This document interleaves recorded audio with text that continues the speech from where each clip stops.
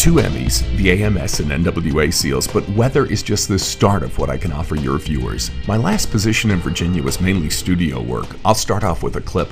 I'd like to get back into the field reporting and anchoring. I hope to hear from you. There weren't any problems with the writer's strike, because it looks like the writer's strike's over. Looks like that's over. Looks like they're going to be back to work Wednesday, it looks like. We're working every day for you here in the morning. Let's go ahead and show you what we've got. One meteorological guarantee, look, great visibility.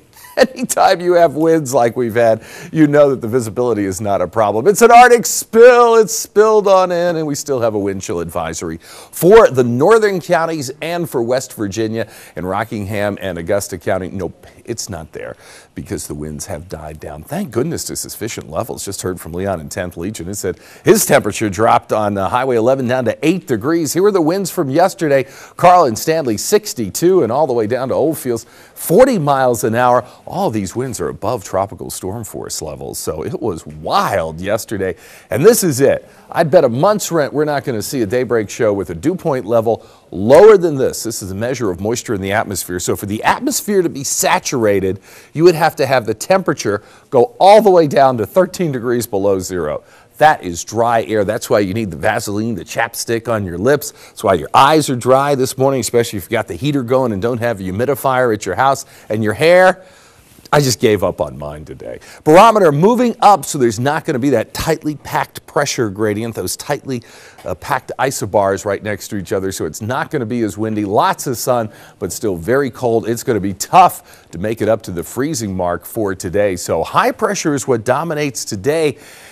And then things get interesting, kind of like the presidential primary tomorrow in Virginia. It's going to be an interesting scenario. I don't think it's going to be anything to keep you from voting, but look at this, a little snow streamer working its way in across Indiana, across the Ohio River, and this is something we're watching for tomorrow. High pressure moving to the east of us, get a bit of a southerly flow, so the moisture could move in tomorrow and actually start as snow briefly, maybe starting about 3:30, 4 o'clock in the mountains of West Virginia. So by this time tomorrow, we could have a few snow showers. There goes the high, moving towards the east of us. This is tomorrow morning, and here's what we mean, a little winter mix.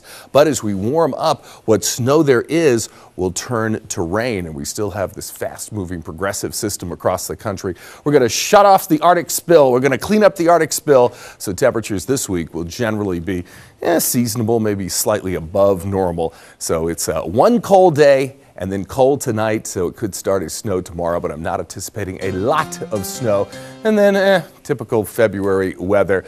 Here you go, Taylor from Luray Elementary School. I wonder why we have winter, and the reason we have winter, Taylor, is because of the tilt of the Earth on its axis. If we didn't tilt 23.5 degrees, well, we wouldn't have seasons, and actually we're closer to the sun in the winter than we are in our summer. Is that crazy or what? It's very cold out here. You just got to keep moving. This is not something you want to be out in.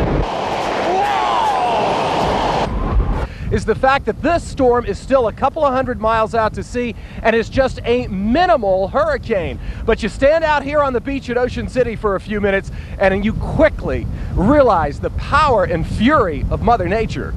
At first, I seemed to be staying out of too much trouble. But then...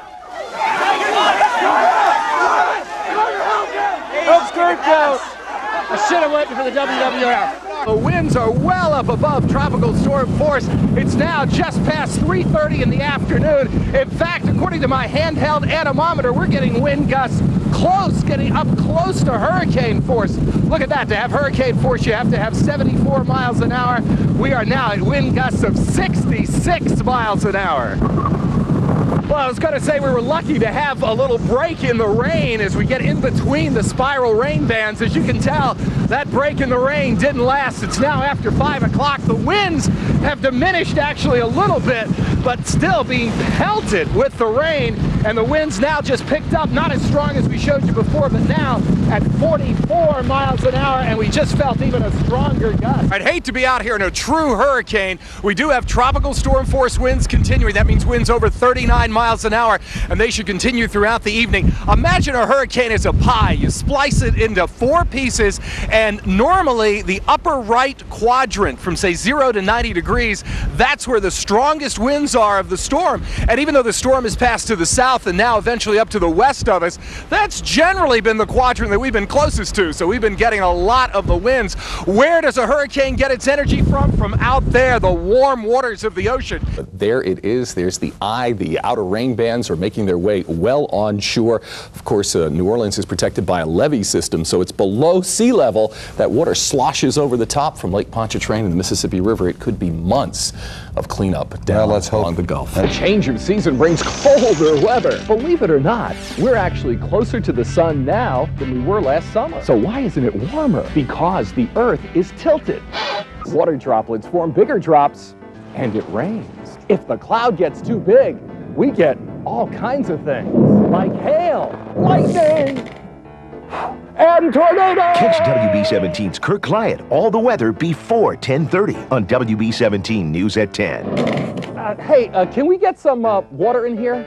Any meteorologist can tell you the weather, but now I'm bringing the weather to you. I'm meteorologist Kirk Clyatt, and I'm heading out to schools all over the Delaware Valley with WB17's Weather in the Classroom. To find out how to get me to your school, log on to WB17.com. So weekend should be good. Out for our 40th time this year for Weather in the Classroom, a classic school built back when Herbert Hoover was president, 1929. Bubbles talking about the atmosphere there. The second graders at James Dobson Elementary School in Manioc in Philadelphia. And of course, they wanted to say hi, Mom, hi, Dad, hi, Scott, hi, Mary. One more Weather in the Classroom for this school year. And those kids, they are ready for some hot weather. Did they give us a shout out, Scott and Mary? Oh, they love you guys. Come on. Really spectacular, crisp weather. And you know, I wish Santa Claus would bring me a meteorologist to talk about this. Wait, Tim! Look at Your this. wish is granted. The first of hopefully many isn't he Christmas cute, Mom? Can we miracles. keep him? And look at, look at this. No gloves, no hat.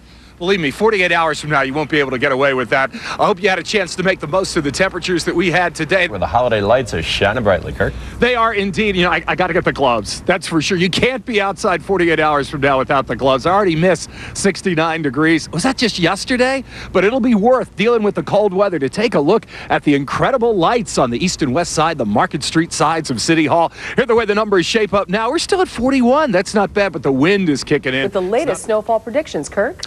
That's right, Mary. It is very peaceful right now, a nice midwinter night, but for the first half of December, it is cold. Temperatures today were 13 degrees below normal, and that's the reason we're going to have the snow. If it's any consolation, a little southerly flow, so it shouldn't be quite as cold as last night, but still well below normal. Heavy snow warning, Lancaster to the west, winter storm warning for Philadelphia, and then down the shore, it's a winter weather advisory. Here it comes. The good news, if there is any with this storm, is by, say, noon tomorrow, it'll be all over. The problem is we have to make it between now and noon, and the storm will be hitting hard for rush hour. I know a lot of school kids are probably happy about that. Maybe a day off for you tomorrow, but of course not the folks that have to go out and battle this snow. In Hunting Park this evening is my colleague Tasha Jamerson. Tasha, how are they getting ready for this blast from Mother Nature? Well, right now we have a lot coming up, don't we? It's tasty. You're talking about bringing up boys. Bringing up with Dr. James Dobson, who you may like him or not, but he's certainly prominent with Focus on the Family on thousands of radio stations across the country. So there it is. We'll be talking to him about his new book. He's written gazillions of books. Well, you have a daughter, so you don't have a whole lot of experience about bringing up boys. But I've noticed I have hung out with, you know, the pre-adolescent youth, taking them out to places, and it's a different experience than having daughters. Yeah. That's for sure. Are you going to have any boys, do you think? You know, who knows what's going to happen? I can barely tell what's going to happen 3 or 4 days ahead in the weather, much less whether I'm going to procreate any male offspring as time progresses. But I'm sure if you'd like to share it, you would do it right here during one of our chat segments. What would I do? We'll discuss the procreation of your children, offspring, all that good stuff. Or maybe not. Maybe not. Right. Maybe not. But I will tell you that it's a good day to be close to some. A little body heat is a good thing this morning because it's cold out there. It is chilly. I guess some people were having to scrape off little scrape, just a little mini scrape. Never done that before. I haven't. I've lived in Tampa. Little mini scrape this morning. Just a little, wait till it gets like an inch thick and you have to get the chisel to get the stuff off. All right, here's what we're dealing with this morning. Nothing. Nothing really to speak of. Little did I have any idea that less than 10 months later, Zane would come into my life. Let's get an exclusive weather update with Kirk Clyatt. Well, Harold must have had some inside information to plan this like a week or two ago. Take today off because some nice weather shaping up for today. And good news for the weekend. Maybe a little fog to start your day. We'll check in with Joy Pond. She's our official fog viewer up there on the 27th floor. Code green air quality. So actually this year, a lot of folks may be taking the advice of the Clean Air Commuter Club.